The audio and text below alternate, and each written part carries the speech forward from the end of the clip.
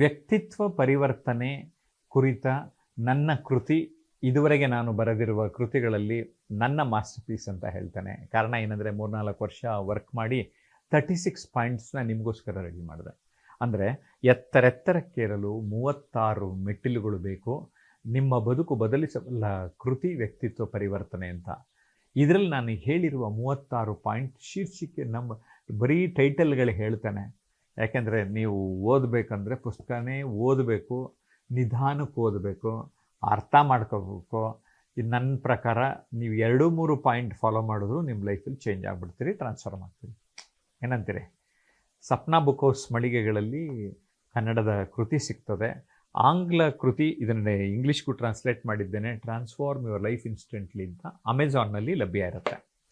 ಅಶಿಸ್ತಿನಿಂದ ಶಿಸ್ತಿನೆಡೆಗೆ, ಪ್ರಶ್ನೆಗಳಿಂದ ಉತ್ತರಗಳೆಡೆಗೆ, ಆರಾಮ ವಲಯದಿಂದ ಪ್ರಯತ್ನದ ವಲಯದೆಡೆಗೆ, ಅನುಪಯುಕ್ತತೆಯಿಂದ ಉಪಯುಕ್ತತೆಯೆಡೆಗೆ, ಶಕ್ತಿಹೀನತೆಯಿಂದ ಶಕ್ತಿಯುತರಾಗುವೆಡೆಗೆ,